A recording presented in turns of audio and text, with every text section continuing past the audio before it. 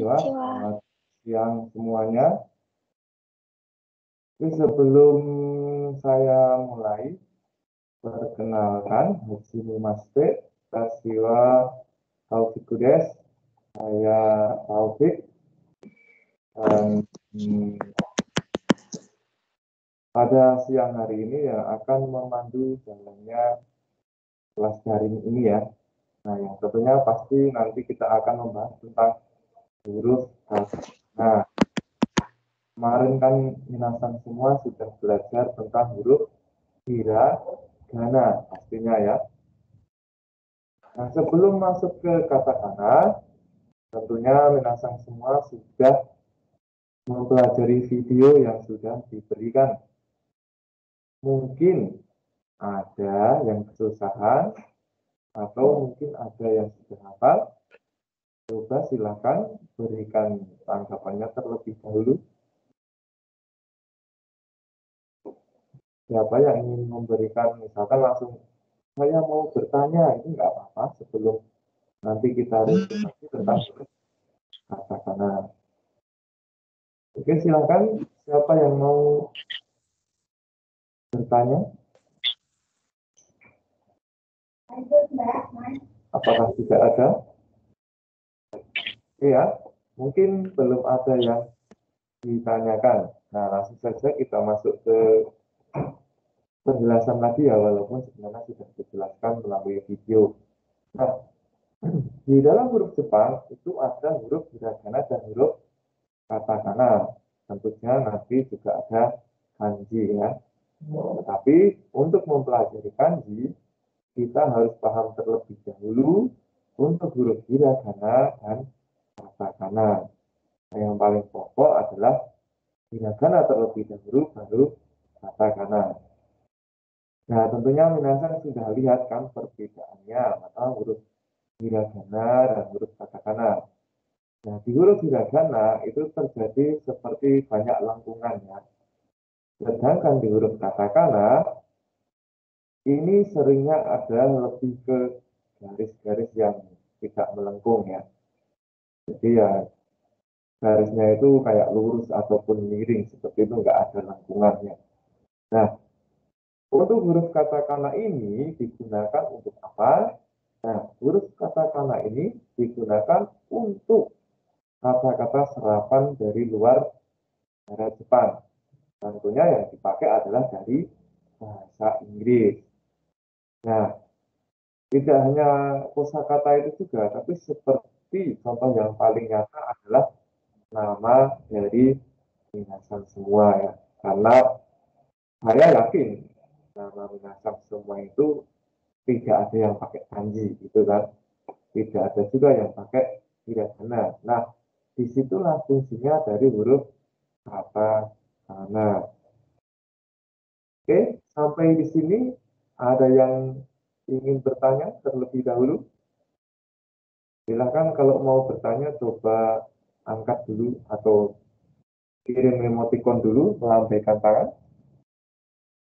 Nah, jika tidak ada, kita akan lanjutkan. Atau langsung bisa hidupkan mikrofonnya.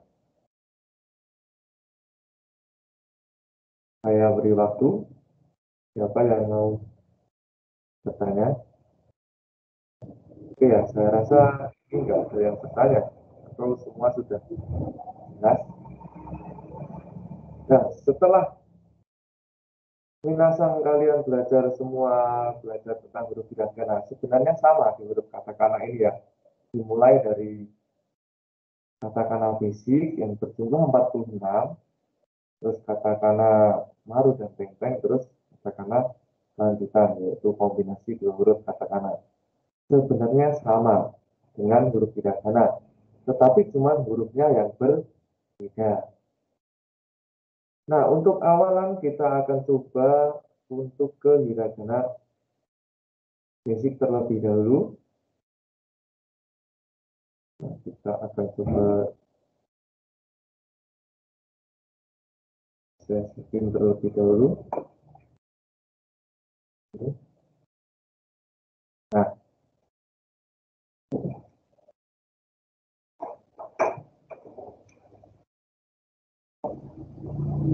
Nah, sudah kelihatan kan tentunya sini semuanya. Nah, di sini ada, ini adalah daftar huruf katakana basic. Ini ada A, I, U, E, O. Sama dengan huruf hiragana juga A, I, U, E, O. Tetapi di sini bentuknya berbeda. Sekali lagi, huruf hiragana dan katakana bunyinya sama, tetapi hurufnya berbeda. Nah, ini A, I, U, E, O. Untuk cara penulisannya pun sama. Masih ada aturan yang harus diikuti. Ini untuk katakanlah basic semua ada A, E, U, E, O, K, K, K, K, K, dan terakhir dengan O atau W ya. Ini sama, jumlahnya 46 sama dengan huruf hiragana. Nah, di sini ada cara penulisannya. Kemarin pasti juga ada untuk cara penulisan tentang huruf hiragana. Di sini penulisannya ada dua coretan. Dimulai dari ke kanan terlebih dahulu, baru coretan ke bawah. Nah, inilah huruf katakana. Kelihatan simpel ya, tetapi ini juga harus dihafalkan dengan baik. Jadi menulis juga tidak asal sembarang ya, ini ada aturannya. Ini tujuannya adalah ini, agar berlatih disiplin. Karena besok ketika kita menulis kanji pun akan ada urutannya. Jadi dimulai dari awal sesuai dengan urutan. Jadi jangan asal nulis ya. Ingat, jangan asal nulis, asalkan kelihatan sama, tidak, tetapi harus sesuai dengan urutan. Nah, di huruf A ini ditulis dengan dua coretan ya. Selanjutnya ada huruf I. Ya, kelihatan simpel sekali huruf katakana, tetapi sangat sulit untuk dihafal. I dengan dua coretan, U ini ya, dengan tiga coretan. Ingat awalnya yang mana itu harus dihafal. Maka mulai dari awal harus sesuai dengan urutan. Jadi kalau berlari itu ya langsung yang benar, jangan coba-coba yang salah. Nah, kalau berarti harus 1, 2, 3 seperti itu ya. Lanjut setelah U ada E, nah, seperti ini huruf E sesuai dengan yang warna biru itu adalah urutannya ya. Nah, O, A, I, U, E, O. O juga ini ada 3 coretan. Lanjut ke huruf K, I dengan 3 coretan, Ku dengan 2 coretan, K 3 coretan, dan Ko. Nah, K, Kiku, Keku. Setelah Ko ada Sa. Ingat di sini berhati-hati, jangan keliru dengan sangat hiragana ya. Atau jangan keliru dengan C ya, dari hiragana. Ini adalah Sa, Si. Nah, di sini yang perlu diingat, coretannya dimulai dari mana. Jadi coba dilihat di sini ya, nomor 3 ini. Jadi jangan kebalik nyoretnya dari atas, karena itu sudah berbeda ya. Jadi 1, 2, 3 harus 3 coretan sini ya, dari bawah. Kalau huruf C, karena kalau dari atas nanti kelihatan seperti su. Su ini dengan 2 coretan, C dengan 2 coretan lagi, dan so. Ini juga harus diperhatikan di sini.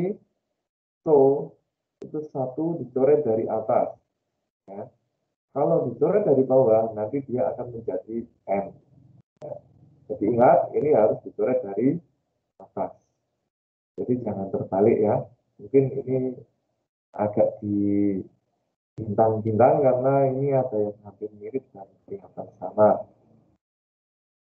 Tapi kalau menulisnya sesuai aturan, ini pasti akan kelihatan. Itu dicoret dari atas atau dari bawah. Oke ya. Selanjutnya ke huruf T, ya ada 3 coretan. Si, su. Nah, di sini seperti yang saya bilang tadi antara si dan su. Perbedaan ada dicoret dari bawah itu si, dicoret dari atas itu su. Terus bisa dilihat lagi di sini ya, coretan yang kecil-kecil dua ini kalau si tadi coretannya ke bawah, satu, dua, gitu kan. Sementara su coretannya ke samping, satu, dua, su. Nah ini su. Jadi jangan terbalik antara si dan su. Ada T, A, to. Nah, ini to ya. Sampai di sini dulu kelihatan simpel sekali ini ya kata-kata ini, tapi itu akan sulit untuk dihafal. Selanjutnya kita ke huruf na. Nah, dengan dua coretan, ini ya hanya dua garis saja ini. Udah ini ya. Nu dengan dua coretan. Ini dengan empat coretan. Ingat, empat coretan. Satu, dua, tiga, empat. Empat coretan dan no. Nah, ini juga no ini jangan dicoret dari bawah ya. Nanti nggak ada huruf yang kayak no ini coret dari bawah, nggak ada. Maka ini harus coret dari atas. Ikuti urutannya ini ya. Ini. Nah, selanjutnya kita ke huruf H. H dengan dua coretan.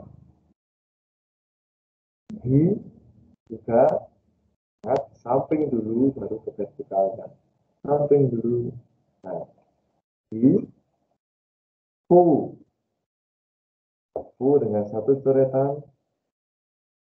G. Nah, ini sama dengan hiragana ya. G-nya. Serta hu. Nah, ini hu dengan empat coretan. Ha, hi, fu, hi, fu. Selanjutnya, ke huruf ma. Ingat, di sini ma itu jangan terbalik dengan mu ya. Jadi kalau ma bentuknya seperti ini. Satu, dua. Satu, dua. Itu ma. Jadi samping dulu, baru bawah ya. Mi, perlu juga diingat, di sini mi, itu terjadi agak miring ke ini ya. Ini ya. Ini miring. Jadi bukan datar gitu aja ya. Jadi ini agak miring. Tiga. Selanjutnya adalah mu. Nah ini antara ma dan mu tadi jangan terbalik. Ma dan mu. Ya. Nah, selanjutnya ada me dan mo. Nah ini mo ya. Ingat di sini jangan dilebihkan ke atas kalau menulis. Dipotong di sini saja. Jangan lebih-lebihkan ke atas. Selanjutnya itu ada ya. Ya di sini perbedaan dengan huruf hiragana adalah ya satu, nggak ada coretan di atas. Terus kedua, dia kan garisnya lurus. Gimana ketiga? Nah ini coretannya kan lurus nih. Kalau hiragana kan agak melengkung ya. Terus ada coretan di atas. Nah ini ya untuk katakana tidak ada. Lanjut ke zu dengan dua coretan. Zu. Nah ini dengan zu ya. Selanjutnya kita ke ra. Nah di sini perlu diingat lagi, menulis huruf ra ini kan garisnya itu kayak patah-patah ya. Jadi jangan melengkung. Kalau melengkung nanti dikira itu huruf u dari hiragana. Maka menulis ra harus ini ya, lurus-lurus gini, jangan pakai pelengkungan. Selanjutnya ada ri, hampir mirip dengan hiragana, tapi di sini dia lurus, nggak ada cekungan seperti ini ya, seperti hiragana ya. Ini di sini lurus. Ri, karu, karu dengan dua coretan. Re, satu coretan, ingat satu coretan bukan dua coretan, separuh. Walaupun ini bentuknya kotak seperti ini ya, tapi menulisnya jangan asal kotak terus ke bawah gini ya. Itu harus sesuai dengan urutan row. Lanjut ada huruf F, O, dan N. Nah, di sini huruf N ini hampir mirip dengan huruf VO. Cuman perbedaan ada di coretan. Kalau huruf SO tadi dicoret dari atas. Ya, huruf SO dicoret dari atas. Sementara huruf N ini dicoret dari bawah. Ingat ya, ini yang perlu digarisbawahi. Di huruf katakana basic. Nah, ini untuk pelajaran menulis saja.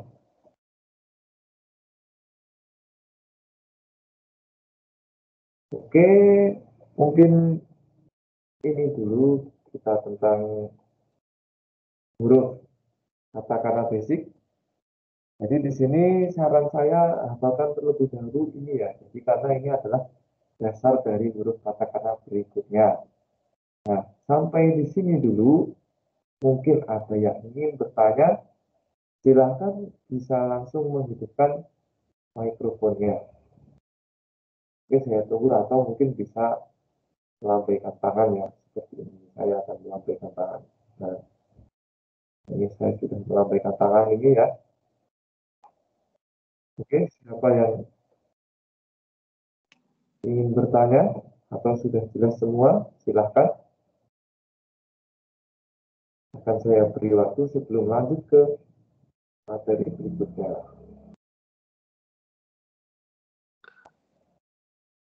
Oh, Niko, silahkan Niko-san. Silahkan di depan mikrofonnya dan silahkan bertanya. Pak, mau tanya. Ya. Itu cara ngapalinnya biar gampang gimana ya? Oh, cara ngafalin katakana ya? Iya, Katakana atau hiragana juga ini? yang katakana doang. Oh, yang katakana. Ya, pastinya yang pertama, banyakin nulis. Ya enggak?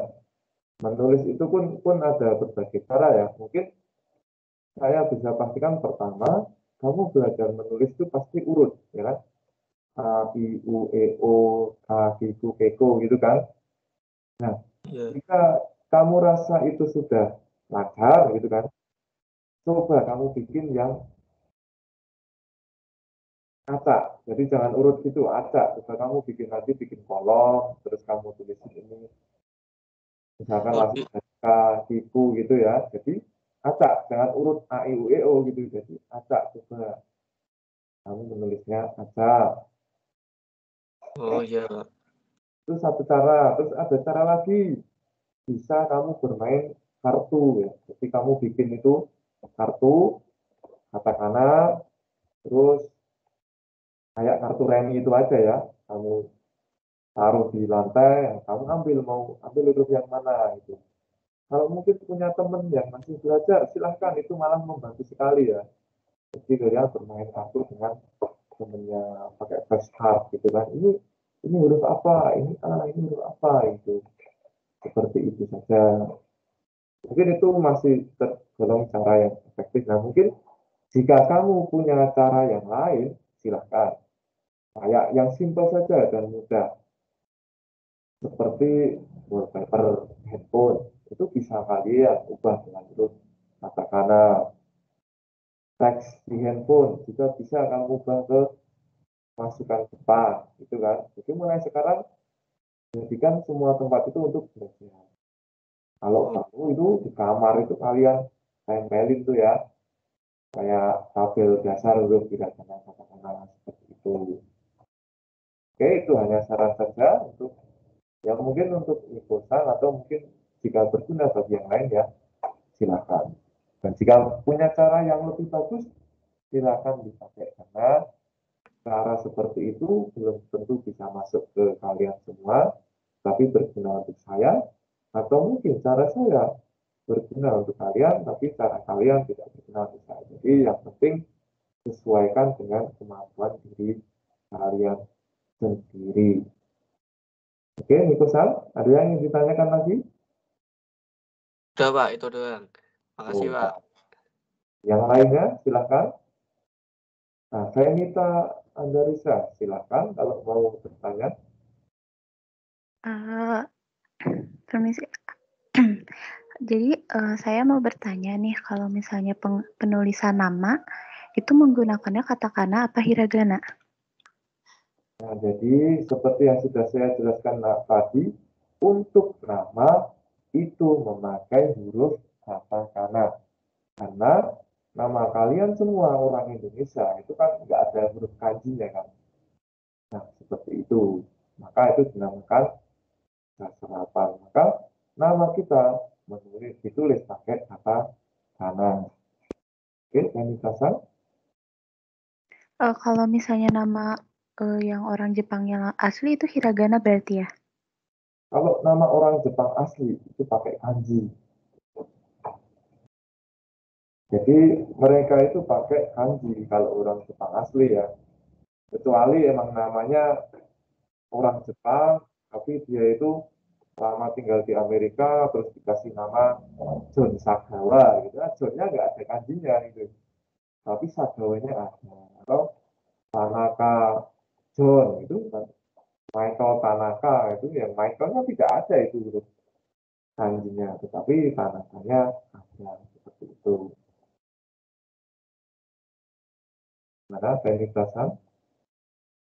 Iya, sudah cukup. Arigato.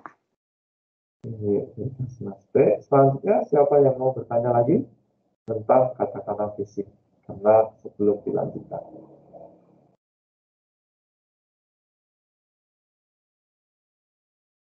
Tidak ada yang melambaikan tangan?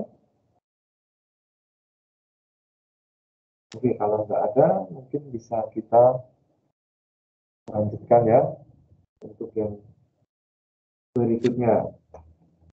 Jadi silakan ini kalian hafal secara tiap hari ya. Kalau bisa kalian sudah di luar kepala, jadi enggak ketika mulai belajar tentang yang mungkin kosakata, pola kalimat, itu sudah hafal ya. Mungkin juga untuk menghafalkan hiragana ataupun katakana bisa mulai sekarang nulis kosakata.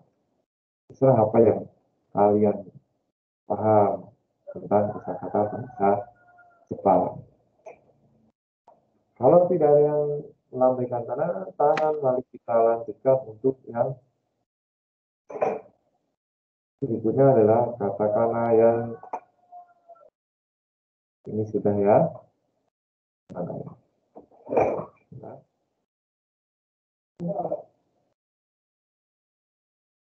ini bisa ini.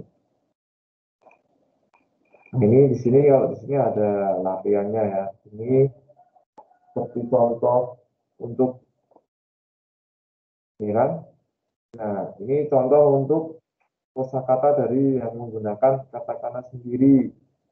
Ini nomor satu, ini ada sokoreto, sokong, gitu kan.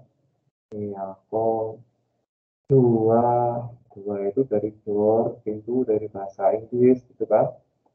Kamera, basu, ini ya, dari bis, kohi dari kopi, gitu kan. Takus sih dari taksi, nah seperti ini. Nah, selanjutnya kita coba untuk ini kata karena teng-teng dan maru ya. Jadi kita akan coba ini belum kelihatan ini ya. Sudah kelihatan atau belum ini? Belum ya. Nah, Belum.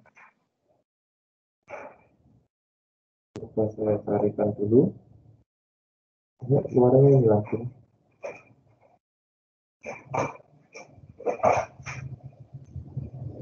Ini bentar, ini saya hapus dulu. Nah, sekarang Jadi buka yang sini sudah terbuka. Saya akan share dulu.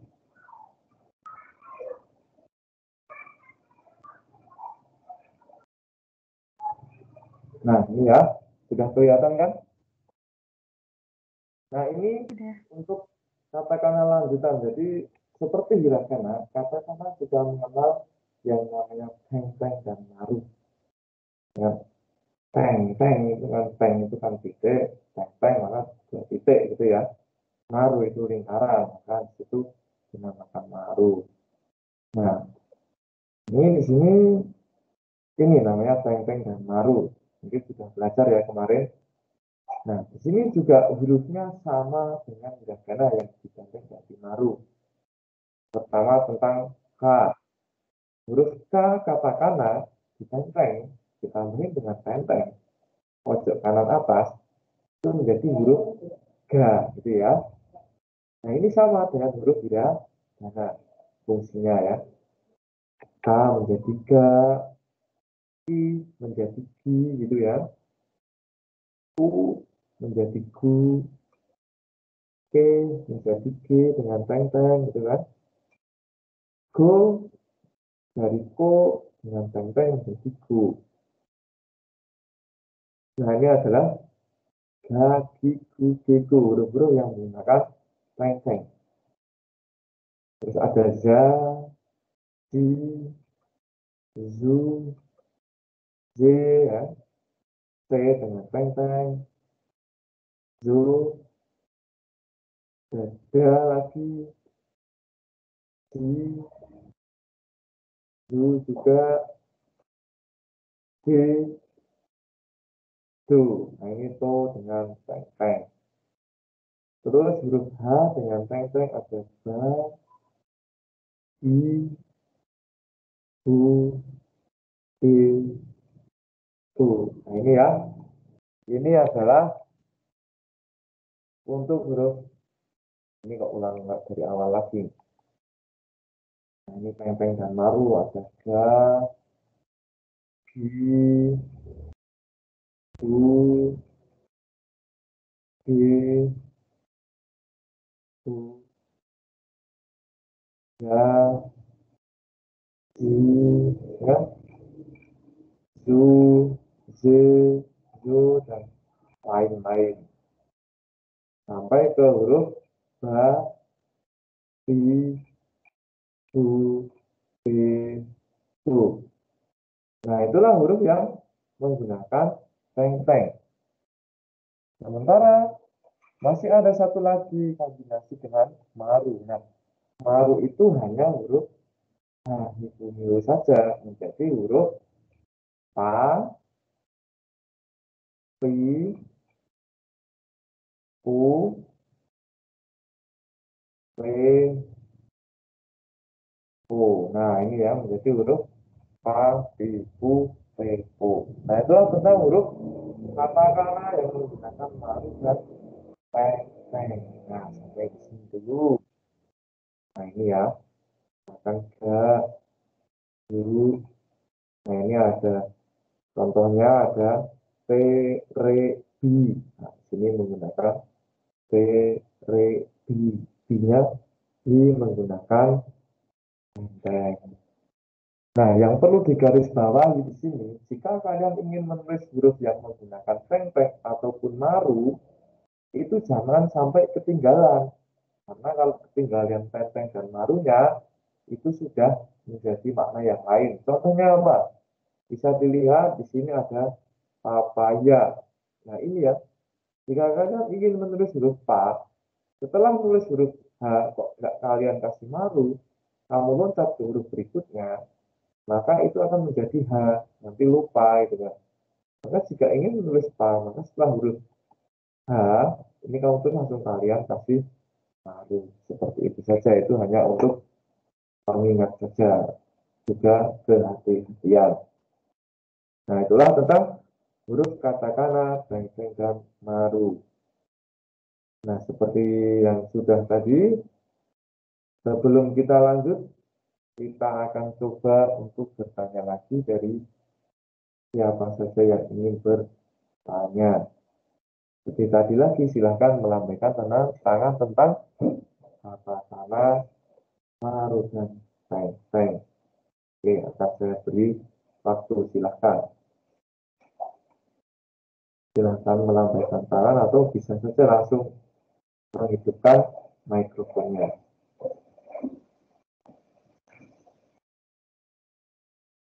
Nggak ada yang ingin ditanyakan? Atau sudah jelas semua ya? Oh ada, Bagus Samansa, silahkan. Itu peletakan tank-tanknya itu harus sama persis atau enggak ya? Sama persis Ya. sama tulis contohnya itu? Nah, sebenarnya gini ya, kalau masalah peletakan itu harus di kanan atas. Ingat ya, harus di kanan atas. Tapi nggak boleh di kiri bawah, nggak boleh, ya kan? Di kiri atas juga nggak boleh, maka harus di kanan atas.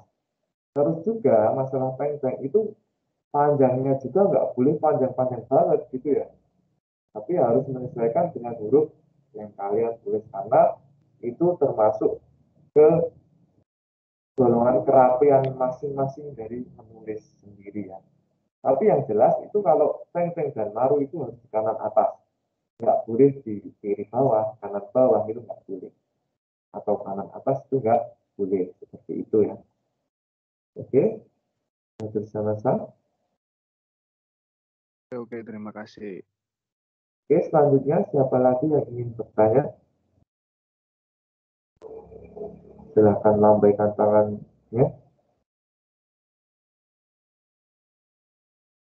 Oke, masih saya tunggu. Nah, jadi di saat yang seperti ini ya, masalah ya mungkin pandemi di mana-mana itu seharusnya tidak menjadikan masalah untuk belajar ya, karena sudah online juga sekarang sudah banyak sekali dari media sosial manapun sekarang ada ya. Jadi sebenarnya kembali lagi ke masing-masing, gimana niat kalian atau motivasi kalian untuk belajar, seperti itu saja. Kalau masalah kendala, saya rasa sekarang sudah tidak terkendala, pasti kuota sudah punya gitu kan, ada buat beli juga kan. Nah seperti itu. Ini berbeda ketika zaman saya dahulu waktu pertama kali belajar itu YouTube aja belum kelihatan, Google aja masih sinyalnya GPRS gitu ya, lama.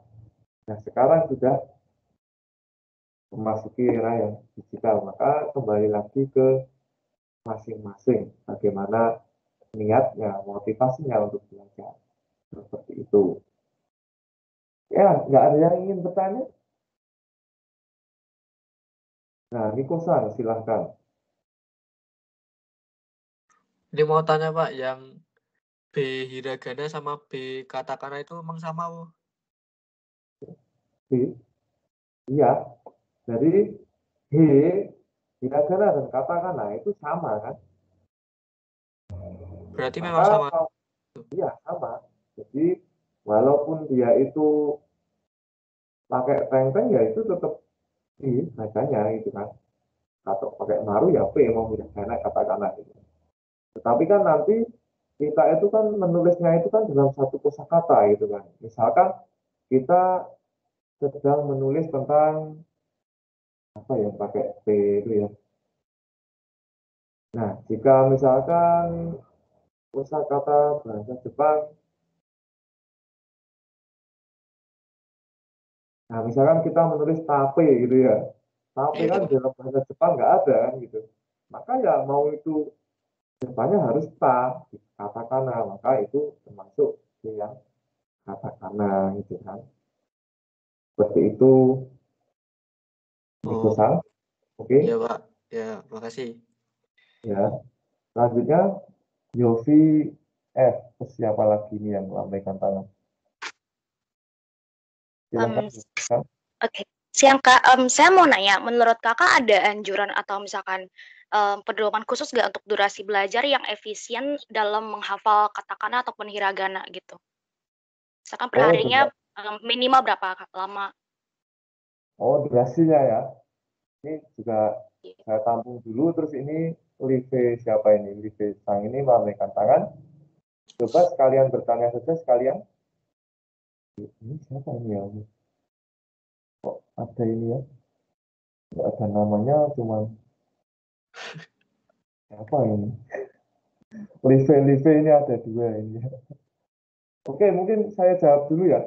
Itu yang ada durasi lama. Sebenarnya ini ada Badrus Zaman. Nanti tunggu sebentar. Sebenarnya untuk lama waktu itu tidak ada.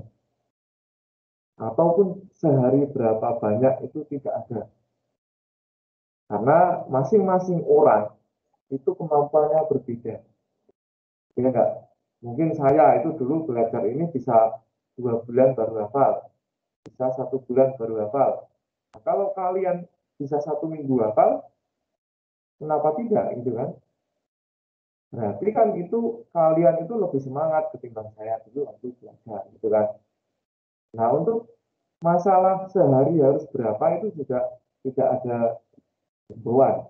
Di himbauan saya itu hanya kalian itu kalau bisa selama belum hafal luar kepala setiap hari berlatihan menulis hiragana dan katakana. Menulisnya itu nggak perlu nulis semua, santai saja. Kalian hafalkan dulu yang basic dulu. Karena yang lain kan tinggal kombinasi saja. Masa seperti Teng-Teng dan Maru ini tinggal ngafalin gak K dengan Teng-Teng. Dengan nambahin coret dua K menjadi gak gitu ya. Nah, intinya adalah yang penting itu finishnya. Finishnya adalah kalian bisa hafal hiragana dan katakana, bukan seberapa cepatnya.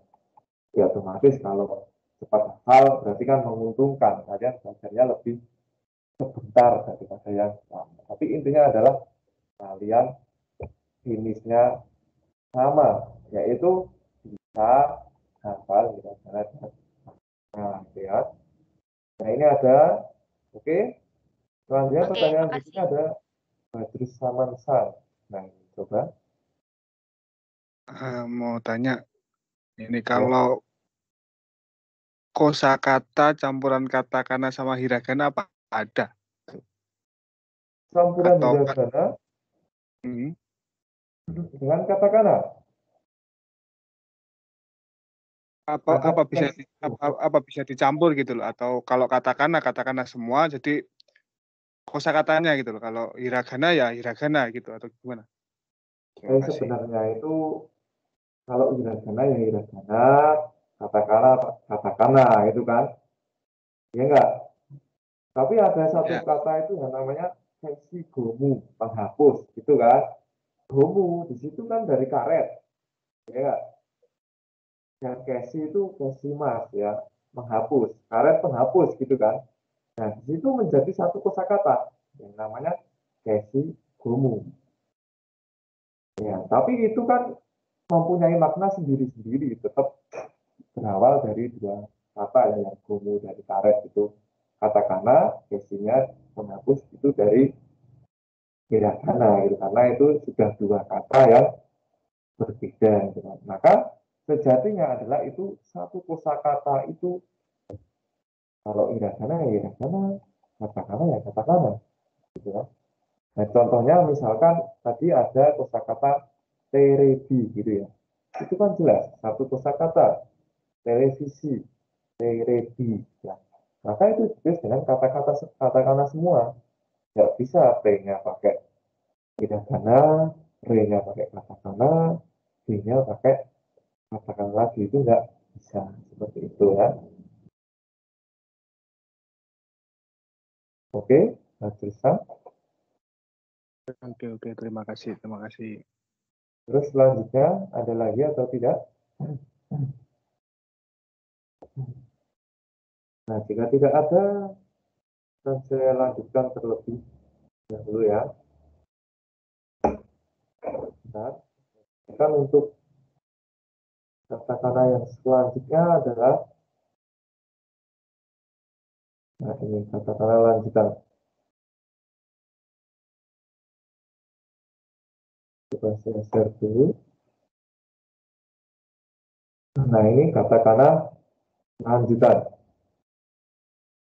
Nah, lanjutan itu gimana? Ya, ini kan kombinasi dua huruf katakana. Jika tadi Benteng dan Maru, sekarang dengan dua huruf katakana.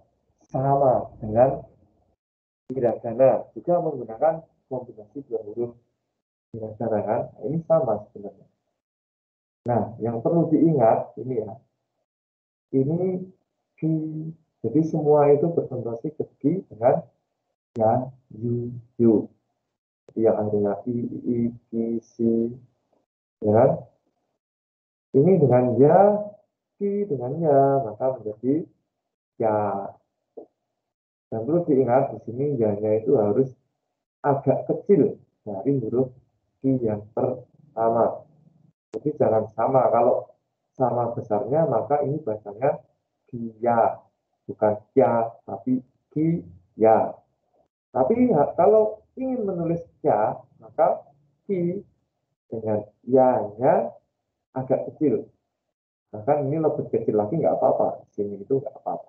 Nah, jadi biar jelas ya, itu kombinasi dua huruf. Ki dengan ya menjadi ya, ki dengan yu menjadi q, ki dengan yo menjadi yo. Nah itu ya. Jadi ini sama sebenarnya. Jadi bukan ko dengan yo menjadi yo, bukan. Tapi ki dengan yo menjadi yo. Ya, yu-nya harus lebih kecil dari huruf i-nya. Yang selanjutnya ada sa, ini si dengan ya kecil. Kalau ini mungkin nggak begitu kelihatan ya besar kecilnya, tapi kalau seharusnya ini agak kecil lagi ini karena font komputer adanya segini ya, maka ya sesuaiin aja. Mau lebih kecil lagi juga nggak apa-apa gitu kan. Nah, itu ya. Terus ada ca, si dengan ya, si dengan yu, si dengan yu. Nah, kalau bisa dipahami, di sini yang dibikin dua kombinasi itu hanya katakana ini ya, yang konotasi i yang misalkan i, si, i gitu kan, seperti itu.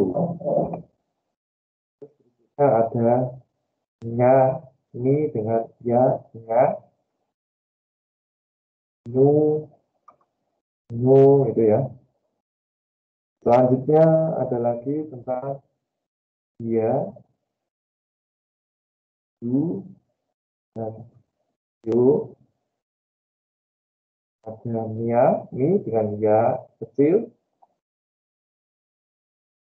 nyu, ada ri dengan ya kecil menjadi ria.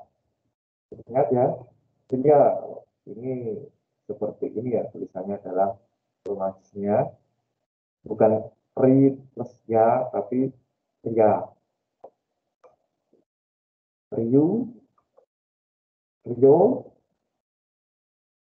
ya. Nah di sini kalau kalian lihat ini gi ya, jika gi maka harus ada teng-teng di atasnya menjadi gia.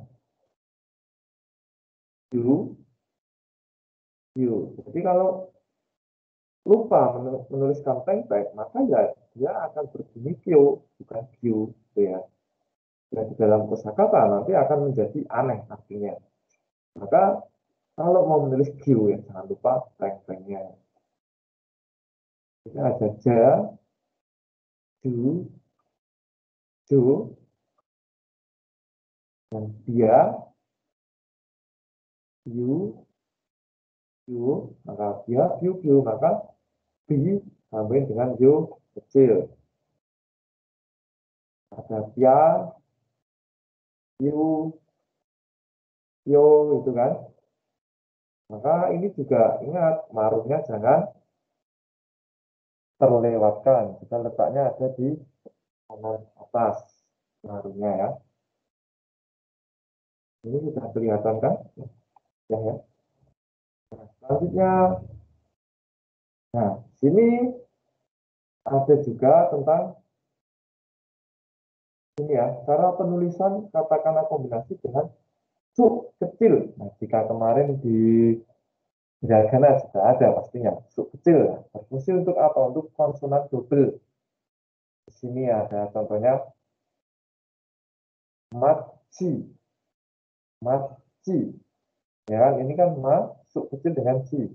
Maka kalau romansnya tulisannya adalah M A C C H I, machi gitu ya. Korek api. Berikutnya adalah Saka, S A K A kalau nggak ada sub kecilnya. Karena ada sub kecilnya maka menjadi S A K K A, Saka, gitu ya. Nah itulah tadi tentang sub kecil. Nah di sini ada latihan menulis ya, komputer, Yuskaru, Revolution, gitu kan. Nah seperti itu. Nah itu tadi tentang katakana lanjutan. Nah, seperti biasa akan saya kasih waktu untuk bertanya jika ada yang kurang paham. Silahkan. Yofisan, silahkan. Sensei mau nanya untuk yang tadi contoh Saka kan belakang ada tanda strip gitu kan. Itu berarti Nah, pengaruhnya cuma untuk cara pembacaannya aja ya, tapi untuk penulisannya berarti kalau misalkan di katakana pun di strip aja gitu. ya. Jadi kalau di huruf hiragana itu kan ada U ya, kayak Gako, G-A, U kecil, K-O, U gitu kan. Nah, di dalam katakana itu ada strip. Strip itu bukan huruf hiragana atau bukan huruf katakana ya. Tapi itu juga menandakan panjang gitu loh. Maci, Oh, Saka gitu kan. Jadi kalau Saka gitu kan itu ada soccer gitu kan. Nah, akhirnya kan agak panjang, maka Saka itu ada coretannya gitu. Itu juga sulit sebenarnya untuk ini pakai itu tidak ya, ini pakai strip atau tidak ya gitu kan. Nah, tetapi itu bisa sedikit kita pahami dengan cara pengucapannya dari kosakata itu sendiri. Misalkan Saka, UK-nya agak besar, maka dia menjadi straight. Dengan komputer, ya, komputer, maka view-nya straight, tanya juga straight, gitu ya. Mungkin itu saja. Oke, makasih. Ya itu seperti kayak pengucapannya lebih panjang. Gitu. Selanjutnya,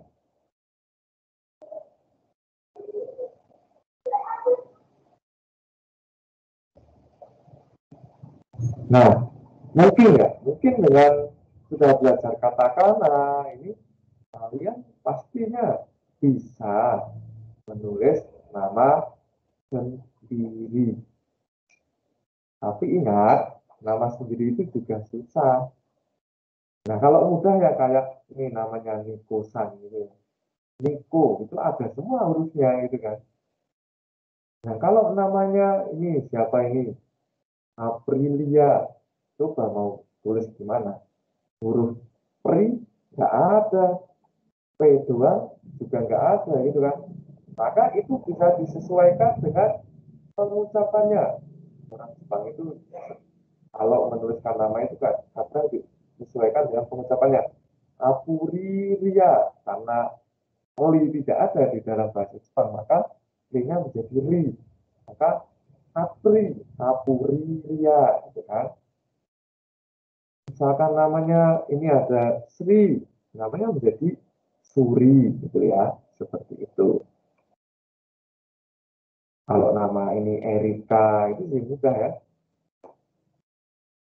Apalagi namanya tadi yang belum dibahas ya. Nah, coba, minasan cobalah nulis nama kalian sendiri ya.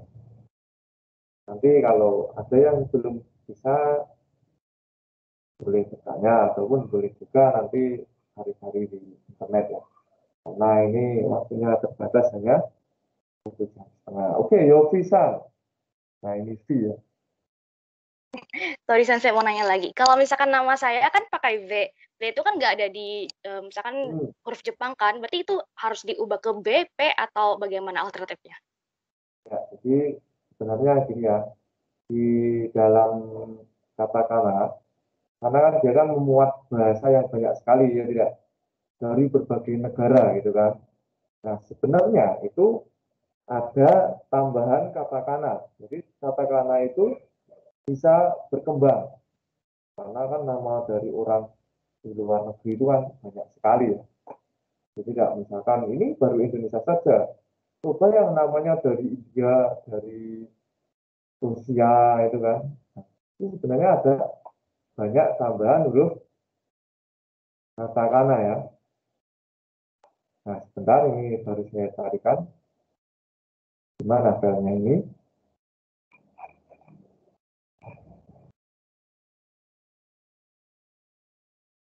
Ini nggak bisa ya, sebentar ya. Sebenarnya ada tambahan huruf yang mungkin juga kombinasi jadi dua huruf katakana ya. Misalkan inilah,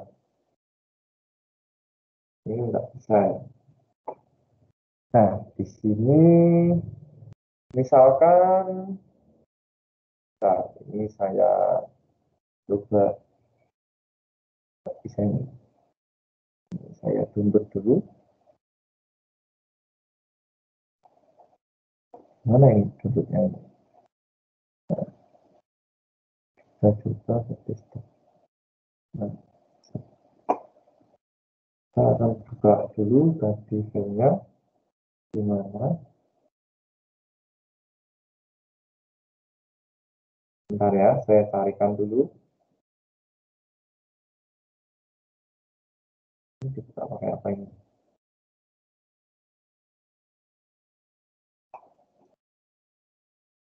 Sebenarnya ada tambahan lagi sih untuk yang banyak seperti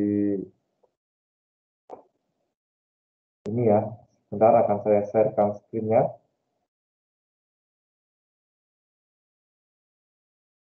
Nah ini ya. Sudah kelihatan kan? Sudah ya? Iya. Nah, Iya ada. di sini ada beberapa tambahan yang mungkin secara teori itu tidak ada ya. Tetapi di sini ada. Ini tambahan buat nama kita atau serapan, karena menurut saya huruf katakana itu berkembang karena sesuai dengan konteks nama dari negara, masing-masing negara kan berbeda gitu ya. Nah di sini contohnya ini ya, ini ada U kok diteng-teng dengan A kecil kombinasi dua huruf katakana, maka di sini ada A, P, U, P, O itu ya. Nah ini ada Favi juga dari U, A kecil, dan U dan I kecil. Nah di sini adalah tambahan. Jadi jika nama kalian tidak ada ini, di sini ada. Jika kurang jelas nanti bisa coba cari ke hanya mbah kalian ya, mbah Google ya. Itu ada semua. Ini hanya sebagian kecil. Mungkin masih ada lagi yang lainnya itu ya. Kayak namanya misalkan Dwi, gitu kan? Itu di sini ada Du, Wi, mana Wi ini kan? Nah itu ada nama-nama yang orang Indonesia yang familiar gitu kan. Siti, Si kan ada, T-nya di sini ada. Yofi berarti ya, namanya Yofi Sang itu. Ini V-nya di sini ada. Harry, terus siapa lagi? Novi ya. Nah, ini Dedi, ini kan ada D-nya ada, D-nya ada. Nah, itulah, inilah hanya sekedar tambahan. Nah, mungkin jika di situ tidak ada, silahkan cari di Google ya, pasti ada ini. Ketik aja tambahan katakana, itu nanti ada banyak sekali. Nah, itulah tentang tambahan, karena secara teori yang ada cuma itu. Tapi kan karena menyangkut perkembangan, orang-orang yang sedikit Jepang itu kan namanya mulai aneh-aneh ya, apalagi kayak orang-orang Rusia itu kan, Itu juga aneh namanya kan. Dimitri Museski atau pemain voli itu kan juga susah, maka huruf katakana itu berperan seperti itu. Oke, apa bisa Oke, makasih dipahami? Sensei. Iya, Ya, bisa. Makasih. yang lainnya? Yang lainnya lagi, silahkan. Sudah paham semua? Atau masih ada yang ingin bertanya? Silahkan, saya kasih waktu. Sudah. Udah? Oh, udah. Masih ada waktu 30 menit.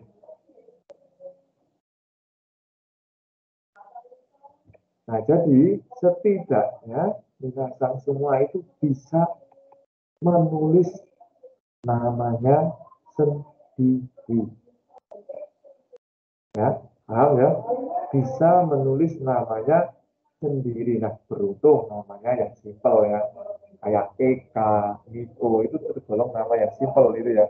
Karena di huruf katakana ada semua itu ya. Jadi nggak memusingkan kepala. Tetapi jika tidak ada kan susah juga. Oke, Badrus Samansan, silahkan. Kalau nama saya Badrus Saman itu Rojiun itu Badrusnya pakai Badrus ya? apa? Oh, Badrus ya? Oh, Badrus.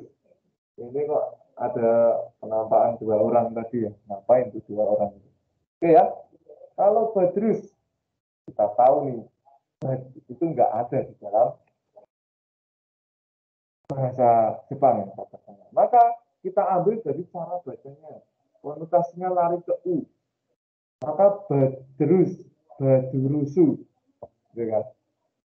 Badurusu, Saman, Rojiun. Nah itu semua ada, Saman Rojiunnya ada, tapi cuma Badrusnya saja yang nggak ada gitu kan, maka menjadi Badurusu. Aneh juga ya, didengerin ya. Badurusu kan aneh gitu. Tapi emang seperti itu jadinya. Nama saya saja, misalkan Taufik, gitu kan, nggak ada di dalam bahasa Jepang. Nah, di akhiran huruf K itu nggak ada, maka menjadi Taufikku. Tuh. Ahmad, AKHMAD, ACHMAD, itu tidak ada dalam bahasa Jepang, maka menjadi Afumadu. Itu. Jadi kalau Badrus ya menjadi Badrusu. Aneh ya. Terdengar di telinga aneh kan, tetapi inilah faktanya, inilah nyatanya. Ketika kalian paham bahasa Inggris pun pergi ke Jepang, itu juga kadang kita kesusahan karena hatsuon atau pengucapan mereka itu nggak sefasih orang luar negeri gitu kan. Misalkan saja tadi door, kita tahu door itu pintu kan. Kalau di Jepang door kosakatanya menjadi dua, gitu kan. Kayak Disneyland, gitu kan. Disneyland itu tidak ada di dalam bahasa Jepang. Yang ada ya Disumi Randu, gitu kan. Seperti itu. Oke, paham bahasa.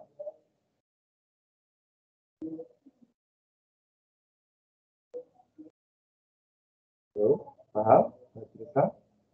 Oke, bagi yang lainnya ada yang ingin bertanya lagi, kesusahan bikin namanya. Setiawan San, silakan. Setiawan Tridama ini ya. Ya itu Pak, mau nanya Pak, kalau nama saya ini yang P itu pakainya apa Pak? P Kamu apa selalu ketemu U ya Pak? Seputiawan. Oh, kalau T-nya pakai pakai T sama huruf I itu ya Pak? Iya. Dikombinasi. Iya. Seputiawan. Tuh. Oke, yang lainnya ada yang kesusahan bikin nama? Bikin namanya sendiri. Udah Pak, makasih Pak. Oh, udah ya. Nggak ada yang lainnya? Nah, jadi itulah tentang huruf katakana. Ingat saya tekankan di sini Katakana itu kelihatan simple, tapi ngafalinnya agak lama ini. Karena ketika kita belajar pola kalimat pun, nanti kan yang lebih sering itu kan keluar huruf hiragana. Bahkan nanti hanya hiragana kanji. Kalau katakana kan cuma jika ada kosakata yang memang perlu digunakan gitu kan. Seperti itu saja. Jadi kalau menurut saran saya, jadi mulai sekarang, kita mulai sekarang ini mulai fokus belajar. Setidaknya setiap hari itu kalian harus bisa menulis hiragana dan katakana. Hari itu harus tulis terus. Jadi hilangkanlah rasa malas, rasa besok aja gitu ya. Itu jangan sampai ada. Maka kita mulai dari sekarang setiap hari itu menulis terus. Saya dulu menulis ini sampai itu kalian tahu buku Batik Kembar itu ya, yang besar itu kan, itu memang juga. Jadi setiap hari saya nulis hiragana katakana, kalau sempat ya nulis 2 set, kalau nggak sempat ya 1 set, tapi setiap hari saya nulis itu sampai habis 2 buku, 3 buku, hampir 3 buku itu ya. Maka kan bisa kalian hari itu berapa lamanya itu. Nah itu tergantung diri kalian masing-masing ya. Jika kalian semangat ya silahkan, jika kalian tidak semangat ya silahkan. Nggak ada ruginya buat saya, tetapi keuntungan hanya buat Anda. Ya. Saya juga selalu memberikan motivasi ketika kalian belajar ini ya, ini jangan sampai kalian bosan. Kalau kalian bosan ya sudah selesai. Ya, kalian itu mungkin ada dari berbagai kayak latar ya, misalkan suka anime, nggak suka anime, suka lihat film-film Jepang, nggak suka lihat film-film Jepang. Nah seperti itu jangan menjadikan aneh loh. Saya kok belajar huruf ini kok nggak nyambung di sana, huruf ini nggak nyambung. Tapi ingat, huruf ini adalah dasar untuk melangkah ke depannya. Jika pondasinya tidak bagus, ya. Jadi dimulai dengan pondasi yang bagus dan tanpa menurunkan motivasi, niat, keinginan untuk bisa bahasa Jepang. Oke, lanjut. Siapa lagi yang mau bertanya?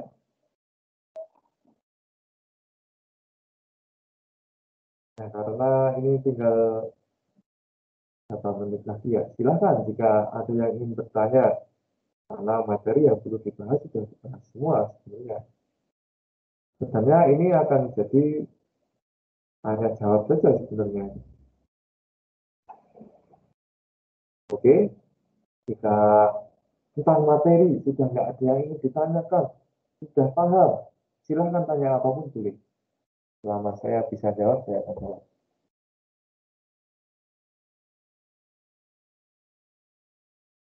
Oke, silahkan lambaikan tangan. Siapa yang melambaikan tangan terus? Atau bisa saja langsung ke hidupkan mikrofonnya.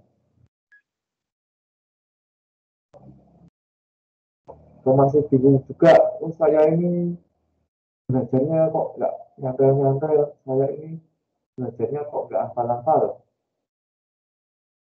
Jadi jika menemukan seperti itu, jangan menyalahkan diri sendiri. Tapi coba kalian gali lagi potensi yang ada di diri kalian. Mungkin, kenapa kok nggak hafal? Yang pertama, kurang fokus.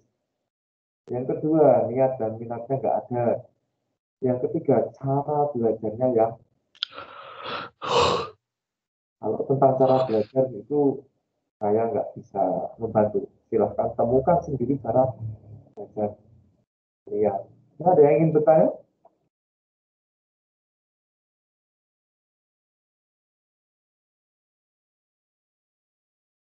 Jadi masalah cara belajar tadi itu silahkan temukan menurut diri kalian masing-masing karena cara belajar itu kan pribadi-pribadi. Kalau saya sih dulu suka belajar itu di kamar, gitu kan. sambil tiduran sambil belajar. Maka bukunya nggak saya taruh di lemari, saya taruh aja di dekat kasur gitu kan, dekat bantal gitu kan. Jadi, suatu saat saya ingin belajar, saya langsung dapat bahannya. Gitu. Oke, ada yang ingin ditanyakan lagi? Pak, kalau keluar Nah, dari topik bisa. gimana? Pertanyaannya bukan tentang katakana. Oh, silakan. Yang lain. Ini kalau misalkan magang itu maksimal umurnya berapa ya? Terus untuk magang tuh apa perlu kayak sertifikat skill yang dari SMK? Kan saya kan dari SMA gitu. Jadi kan nggak ada sertifikat segala macam. Ya, Oh, kasih. jadi gini ya. Nah, ini yang saya tahu dari magang. Ya. Kalau magang itu kan sebenarnya itu maksimalnya itu magang itu ada 2 jalur, mau yang katakanlah negeri itu yang ikut IN8 dan yang swasta itu ya dari LPK yang langsung kirim langsung itu kan kalau dari IN8 sendiri itu 26 maksimal. Tapi tidak menutup kemungkinan jika ada perusahaan yang ingin di atas itu pun boleh. Satu ya, itu. Terus masalah sertifikat. Sertifikat itu kalau kalian terjun ke industri, maka itu harus minimal SMK kan. Kalau SMA, ya kalian harus kursus dulu ke lembaga yang seperti lembaga pelatihan yang memerlukan sertifikat teknik, seperti itu ya. Itu contohnya. Nah, mungkin itu saja sih syarat yang sering digunakan untuk magang gitu kan. Oh, jadi kalau nggak punya sertifikat itu nggak bisa daftar magang ya? Ya, Beda kayak sebenarnya itu lebih jelasnya gini kan, karena itu juga tergantung dari job yang ada. Tapi kebanyakan yang dicari itu kan orang-orang yang berhubungan dengan teknik kayak mesin, kelas, otomotif atau apa itu kan. Itu setidaknya mempunyai sertifikat tinggi. Gitu kan. Nah, atau mungkin ini kalian tadi dari mana coba? iya mas, Dari mana rumahnya? Novel dari Lampung. Lampung. Nah, coba misalkan kamu kalau mau ikut magang, cobalah tanya di dekat-dekat kamu itu ada tidak, ya kan? Nah, gimana yang lebih jelasnya gitu kan? Karena kan Oh iya. permintaan itu kan kita nggak tahu gitu. Jadi yang jelas kalau SMA itu harus mempunyai dulu tentang sertifikat teknik gitu ya, yang berhubungan dengan teknik gitu. Oke, selanjutnya siapa lagi? Yovisa? Saya Terima mau nanya, Pak. kasih. Oh iya, silakan. Mau nanya kalau misalkan kita pengen berkomunikasi dengan orang secara lancar, kemudian misalkan bisa mengerti percakapan di dalam anime atau misalkan film Jepang gitu, kita minimal menguasai sampai N berapa ya? Minimal banget gitu. Minimal banget ya. Itu ya. Sebenarnya itu menurut saya itu ya. N5 sebenarnya sudah bisa. Dalam artian hanya untuk bercakap-cakap sehari-hari. Ya enggak? Tapi kalau percakapan itu kalau tidak diasah kita juga nggak bisa.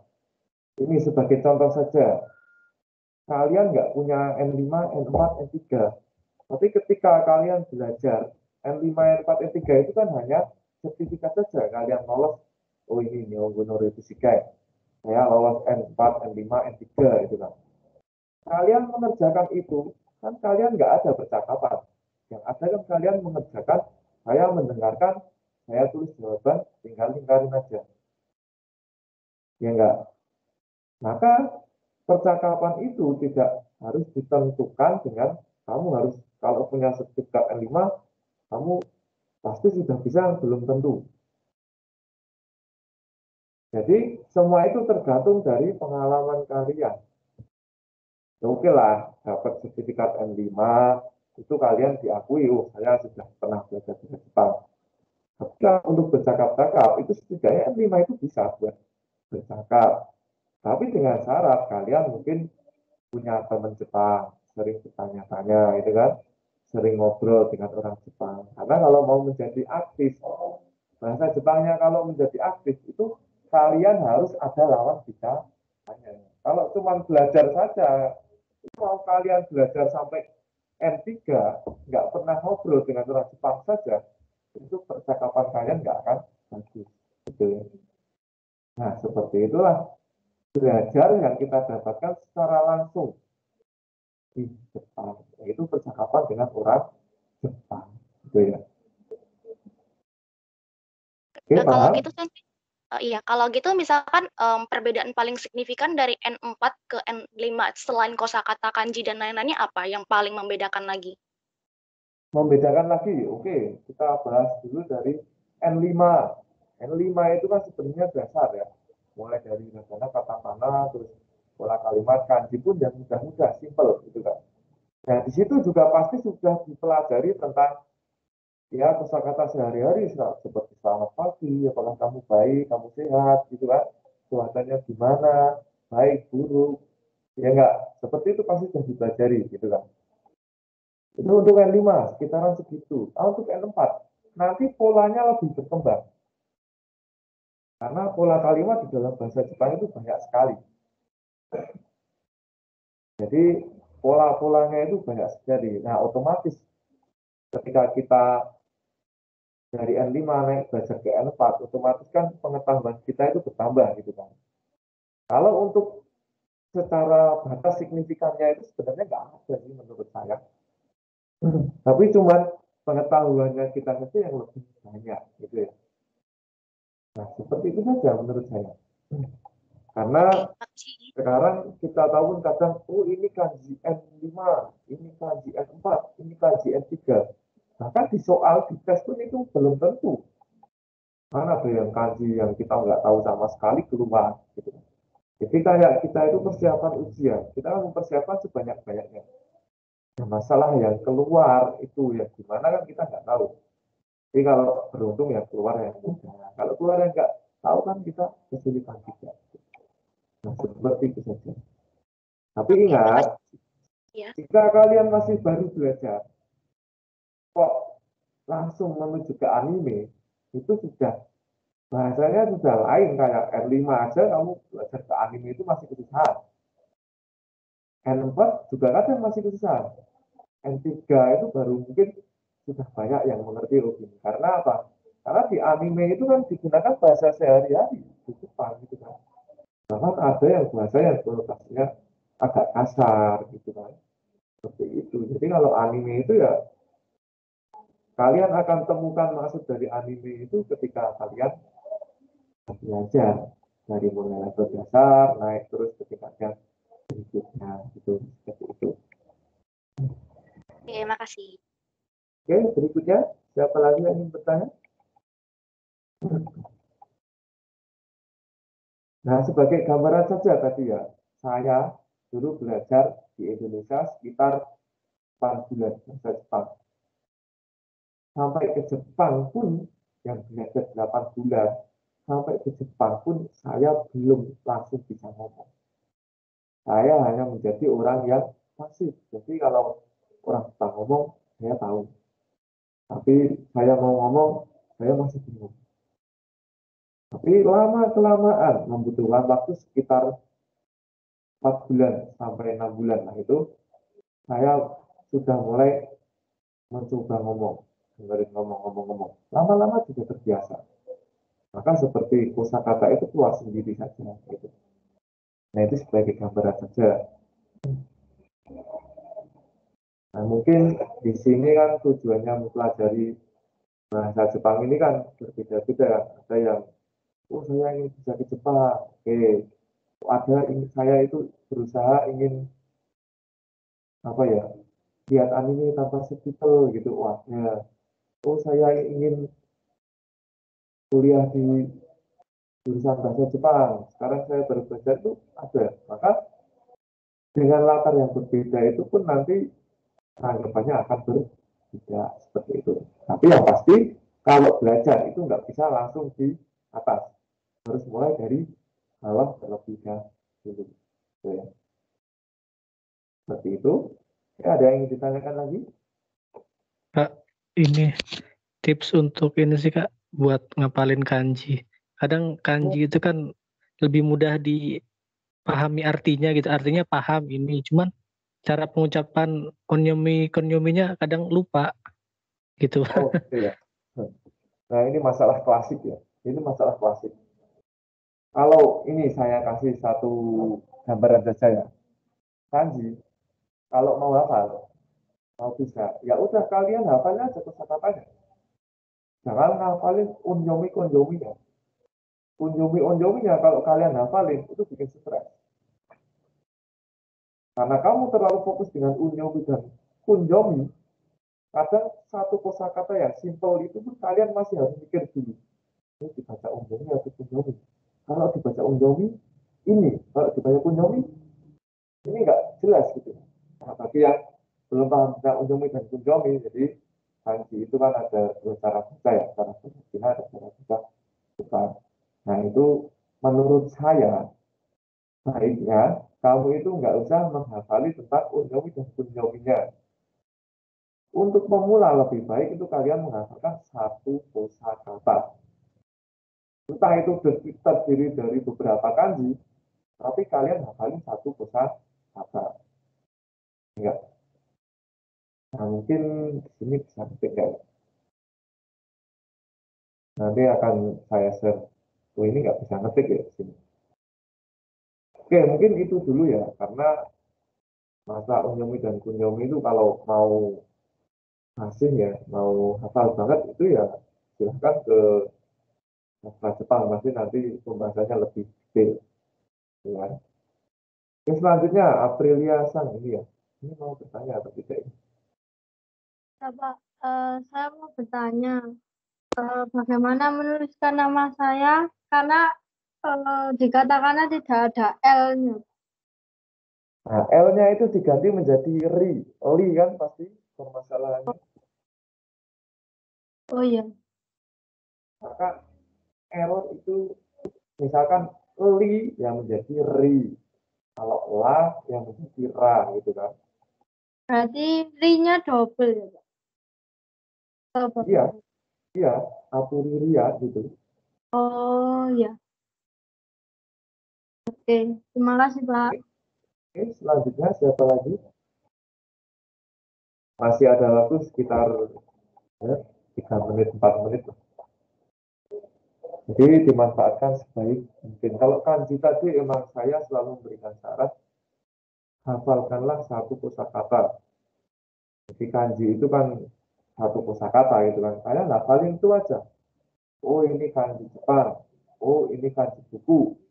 Oh ini kanji itu. Ini kanji misalkan makan. Ini kanji minum. Nah seperti itu saja. Karena kalau menghafal sampai ke unyomi dan kunyomi itu malah bikin susah juga.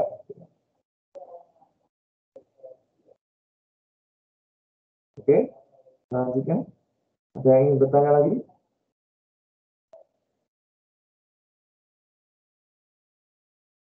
Tidak ada. Nah mungkin untuk yang berikutnya ya, karena ini kan masih ada kesempatan daring lagi ya. Jadi kalau yang saya inginkan itu ketika mungkin kita bertemu lagi di online seperti ini, nah minasan semua harus sudah menyiapkan pertanyaan. Ya, pertanyaan itu kan tentang kan sebelum ada daring seperti ini kan kalian sudah belajar video. Nah, yang pertama adalah tentang materinya. Jika kalian kurang paham, silahkan kita gitu ya. Jadi ketika kita mulai daring akan berfungsi secara maksimal seperti itu. Saya tidak tahu latar belakang kalian mau belajar bahasa Jepang itu buat apa, tapi yang jelas belajar itu membutuhkan waktu. Belajar itu membutuhkan pengorbanan. Belajar itu membutuhkan semangat. Belajar itu membutuhkan motivasi. Nah, tinggal itu semua bagaimana kalian bisa terus bersemangat untuk ya, seperti itu saja. Mungkin itu saja untuk hari ini, karena sudah tidak ada yang bertanya. Mungkin ini tadi foto sudah ya. Mungkin ini enggak foto lagi. Bentar, saya tanyakan terlebih dahulu.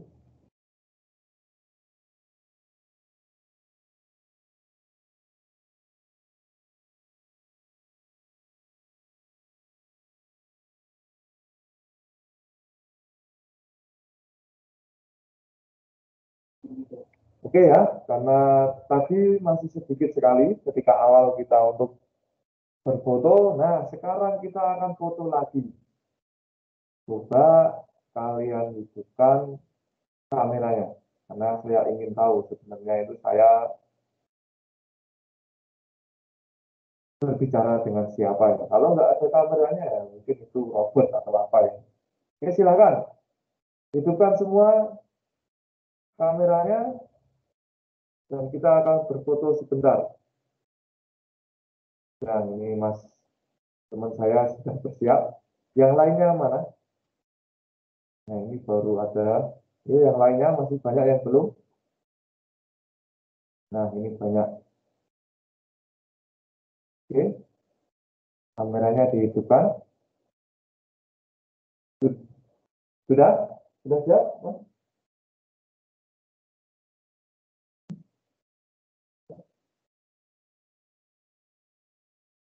Yang lain lagi? Ya, siapa tahu ini besok muncul di kalender ya, tahun depan atau gimana kan. Nggak tahu ya. Oke, yang lainnya. Wah, ini sudah muncul kelihatan. Ini di share screen bisa nggak ini ya? Share konten bisa nggak ini ya? Kayak gini ya. Bisa ke mereka biar mereka tahu dong yang kelihatan gitu. Sudah saya bisa ya. Oh ya, ini ya. Kalian duduk di kursi mana? Silakan. Oke, mungkin dalam hitungan ketiga ya kita akan foto. 1, 2, 3. Kok ada hilang itu? Orangnya hilang gitu ya. Oke, siap. 1, 2, 3. Oke ya, terima kasih atas partisipasinya.